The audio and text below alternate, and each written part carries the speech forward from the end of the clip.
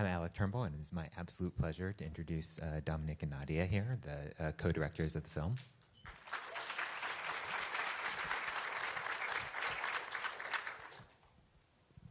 We had the amazing and I think appropriate pleasure of sitting outside in the sun earlier today, talking a little bit before this. And especially at a conference here where we're talking so much about communication, this stands out. And I just wanted to ask both of you, having made the movie and sat with John, what sort of your first takeaway was of this idea of communication?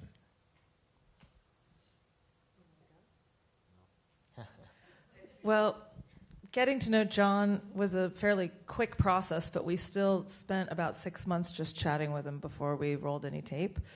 And, when we were first attracted to the story, we saw a blurb in a blog or something. So it was kind of the plot which stuck out as oh, this is an interesting story to go after. But after talking to him for a while, you begin to understand what he's really about. And, John did a lot of listening. So I think it's not a skill that I'm very good at, listening, but I tried to apply it pretty well throughout the course of the film and really just try and understand, how do you distill his message? You could make a feature film about John, but we chose to make a 30-minute film, which requires really getting down to the essence of what someone has to offer you. And so I think we just listened to him a lot. And I know that Dominic spent a lot of time editing the footage. So did you learn anything particular when you were editing the footage about what was worth saying?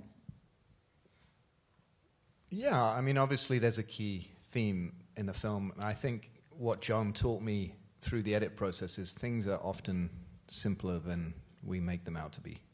And certainly John's message for me stuck out. I'm an environmental scientist, and by the end I questioned how important my degree in my environmental knowledge was if, like he says, we can't pass first base, which would be talking to each other and being kind, which is very simple and almost a sort of childlike message, but very difficult to grasp at the same time. Yeah, I love that idea of simplicity, and that simplicity is not always easy, right? To be kind, I think, does seem, and we were talking about this earlier, like something that provides kindness both to people and towards the environment, and is so simple, is something that we all learn and we all know we almost should and could do, but somehow don't quite achieve. Yeah, and I think with that kindness and that simplicity, you're speaking about John as a real listener. I was wondering if you could talk more about that. Well, talking to John's pretty funny sometimes. He can be chatty too. We can all be chatty, but he's making up for lost time. But sometimes you're talking to him and he's just nodding at you, and you're like, should I be filling the space? Should I be filling the space? And he's really just waiting for you to finish, really, what you have to say. And I have found myself since then kind of being sometimes I'm listening to somebody and I'll be don't say anything. I have a little script that goes through my head, just don't say anything yet, just listen, don't say anything. Because it's actually a pretty hard practice for some people. Not for all people, but for some people it's a really hard practice. And I would say the same thing with kindness. We shared with you earlier that long before we made this film, Dominic and I have had a dialogue about kindness in our life. We both struggle with it. And you have to ask yourself, why is it so hard to be kind? And usually it's because you value something else that kind of gets in front of your kindness. And we always joke, Dominic likes comedy, and comedy can get in front of kindness sometimes. And I like being right, and being right can get in front of kindness sometimes. So I think we all have other traits which can be valuable in the world, but we have to concentrate on maybe what this thing has to offer us to fix what we need to fix right now in our world. Yeah, and in terms of fixing, I think we often talk about and gravitate towards this idea of action. And in many ways, it seems like John really, he takes action, but also sort of through, I don't want to call it inaction, but a level of listening maybe is the correct way to think about it, and just walking through space.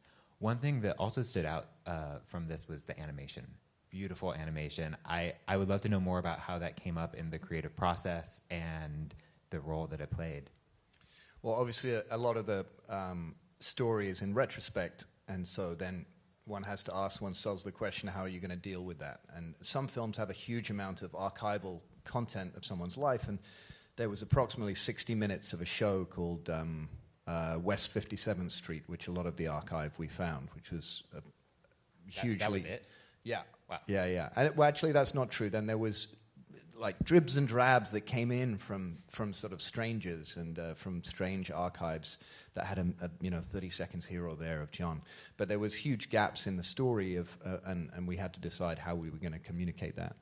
And recreation was not our first choice. And animation we had no experience of, but thought it would be a fantastic and sort of beautiful and fun way of retelling some of John's story.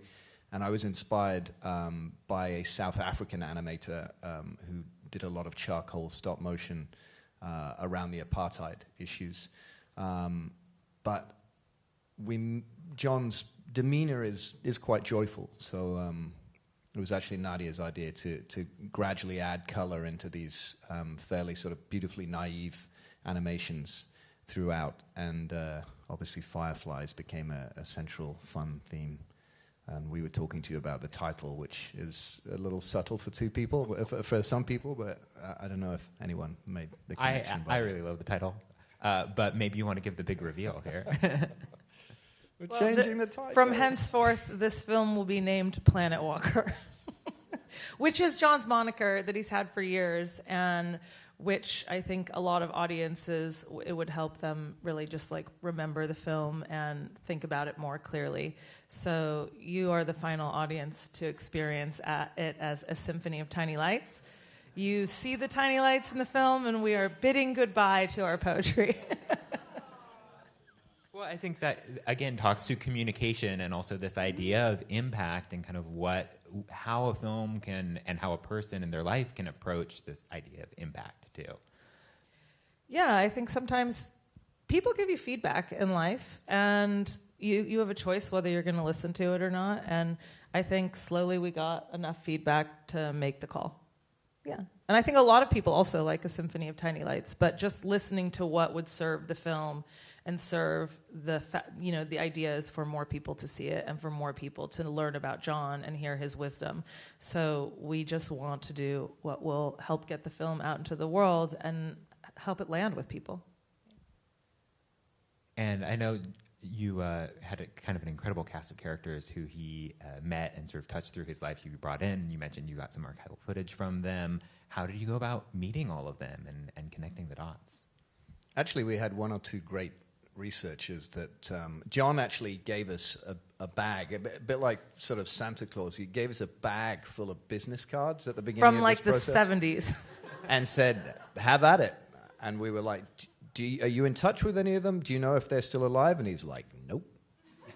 And it was someone's job to call all 70 of those telephone numbers. It's kind of a fun job. Yeah. I mean, depending on it's your like a idea of fun. lucky dip, right? Yeah. Kind of thing. But anyway, it worked out. We found enough. I mean, we didn't find all the ones we really wanted necessarily, but we found enough amazing people that led us into their homes and told us about how John had passed through their lives, some briefly and some until today. Incredible. Speaking of seeing the film, I know you have a number of new opportunities coming up. Where else can we see it, and where can everyone's friends go see this coming up? Well, I was thinking, well, there's a couple of showings in the Pacific Northwest coming up. So it's going to be at the Port Townsend Film Festival, which I think is not too far from here. It's going to be Bend Film Festival and Ashland Film Festival. And then we have a slate of film festivals, and we are working on wider distribution at the moment. But you can go to planetwalkerfilm.com Not Symphony if you of want to Tiny keep Lights. up with it and learn about where it's going to land forever. Incredible. Thank you both so much.